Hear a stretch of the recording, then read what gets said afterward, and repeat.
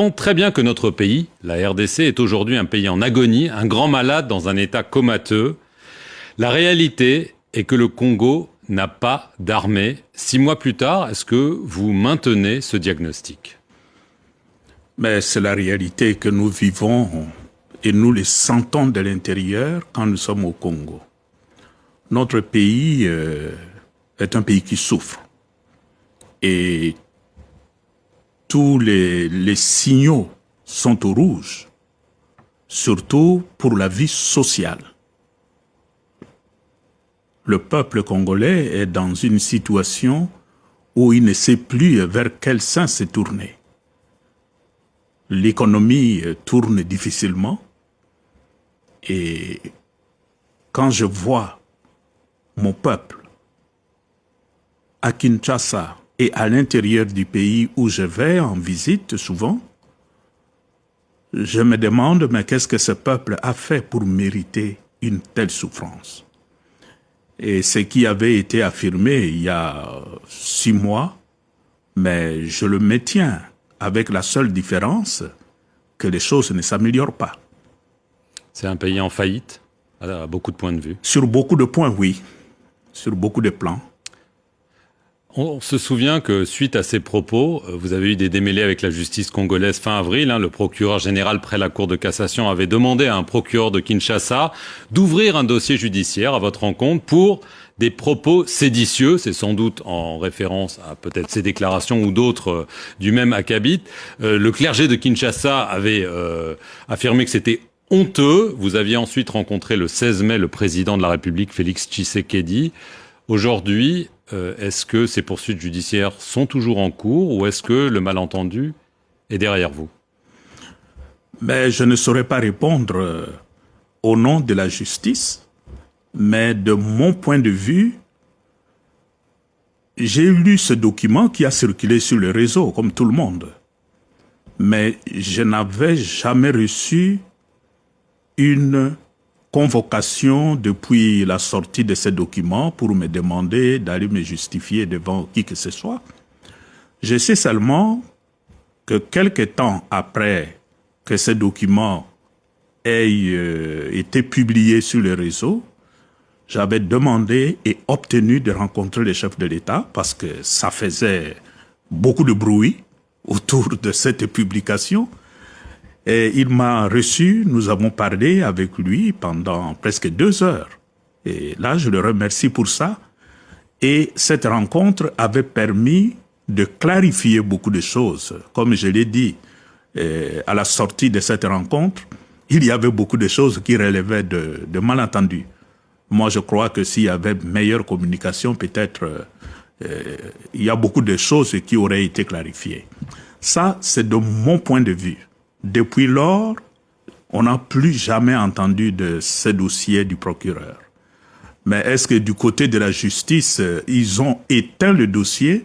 Il n'appartient pas à moi de le dire. C'était une accusation politique en raison de votre franc-parler? Ah, je ne sais pas. Mais vous le pensez?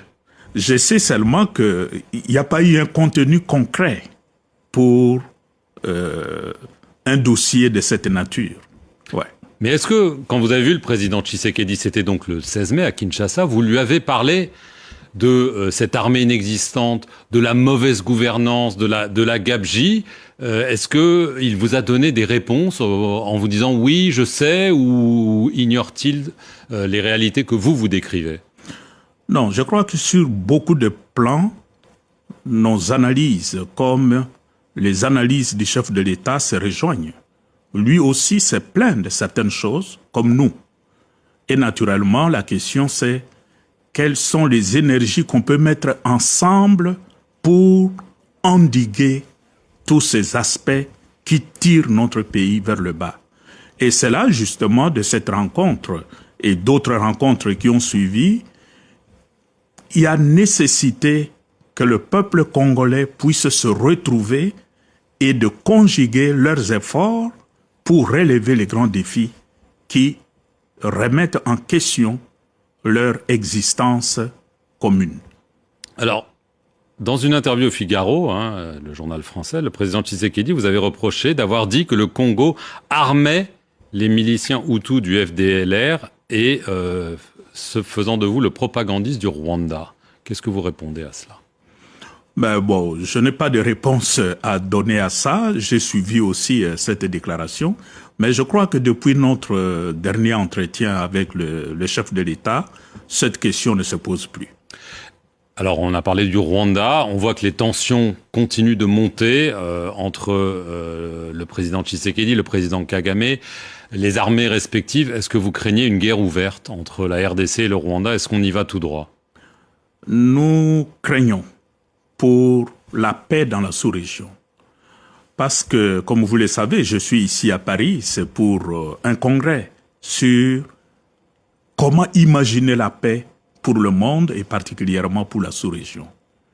Nous, en tant qu'Église au Congo, nous travaillons non pas pour envoyer les gens faire la guerre, mais nous travaillons pour l'émergence d'un climat de paix et de convivialité pour tout le peuple qui habite la sous-région des Grands Lacs. En commençant d'abord par le peuple congolais qui souffre. Pour le moment, c'est le peuple qui souffre plus que les autres. Alors, quand devant cet effort que nous faisons, nous parlons avec nos confrères qui sont au Rwanda, au Burundi, notre souci, c'est de rapprocher le peuple, de rapprocher le point de vue. Mais si en face de nous, les dirigeants politiques, ceux qui ont la rêne du pouvoir en main, ne parlent que de la guerre, faire la guerre, ça nous inquiète. C'est ce qu'ils font. Et effectivement, c'est ce qui se passe sur le terrain. Et la conséquence, c'est de milliers de déplacés. C'est de milliers de morts dans la sous-région, notamment au Congo. Alors, face à une situation pareille, nous disons, la solution pour que la paix puisse revenir chez nous dans la sous-région, ce n'est pas de préparer la guerre, mais nous devons préparer la paix. Alors justement, dans l'Est, les autorités congolaises ont recours à des milices de volontaires, les Wazalendo comme on les appelle, à des groupes de sécurité occidentaux. Ça vous inquiète de voir cette prolifération de forces, y compris des forces irrégulières sur le territoire congolais? Mais tout le problème, c'est le contrôle sur tous ces groupes armés qui sont là. Que ce soit des groupes armés qui sont sous le contrôle du gouvernement ou d'autres qui ne sont pas toujours sur son contrôle. Mais le problème, ces gens ont des armes. Les armes circulent. Et ça crée une poche d'insécurité généralisée. Et nous craignons même si, sur le plan politique, le Congo et le Rwanda parviennent à un accord. Mais tout ce groupe là-bas, qui va les contrôler? Donc pour nous, c'est quand même un sujet d'inquiétude. Alors, à cela se greffe le retrait de la force de l'ONU, la MONUSCO, qui est en cours. Est-ce que c'est une bonne chose? Le gouvernement congolais dit enfin, c'est important. Le Rwanda, évidemment, le demande depuis longtemps. Est-ce que ça vous inquiète que ces casques bleus s'en aillent dans un tel contexte d'insécurité? Ce serait une erreur de précipiter le départ de la MONUSCO dans le contexte actuel. Nous savons que la MONUSCO s'est désengagée du Sud Kivu avec une rapidité qui nous a un peu surpris, mais le Nord Kivu et l'Ituri sont dans une situation humanitaire telle que le désengagement de la MONUSCO risquerait d'exposer de milliers de personnes qui n'auraient plus d'assistance humanitaire. Rien que pour ça, sans même parler du volet militaire, pour nous, la MONUSCO doit reconsidérer son calendrier de retrait. Est-ce que la communauté internationale fait assez pour la RDC? Nous avons l'impression que non. La communauté internationale pourrait faire davantage. Et la guerre qui sévit actuellement à l'est de notre pays, il suffirait, je dirais, de la part de la communauté internationale d'une vraie volonté et on mettrait fin à ces conflits que nous sommes en train de vivre depuis 30 ans. Mais je pense que la communauté internationale peut faire davantage. Dernière question, est-ce que vous pensez que les prochains mois seront décisifs pour savoir en effet si c'est la paix ou la guerre qui vont prendre le dessus? C'est vraiment le moment décisif en ce moment. Pour nous, actuellement, comme Église, nous prions et nous encourageons les dirigeants de la sous-région à prendre au sérieux le contexte actuel, qui est quand même un contexte de dialogue. Le processus qui se fait actuellement à Luanda, sous la guidance du président Lorenzo, nous nous appuyons, nous soutenons cet effort. Mais ça doit être un dialogue vrai, sincère, où on pose les vrais problèmes pour que le moment où on trouvera un accord, que ce soit vraiment une base pour un nouvel avenir pour la sous-région. Un vivre ensemble qui s'appuie sur un socle solide.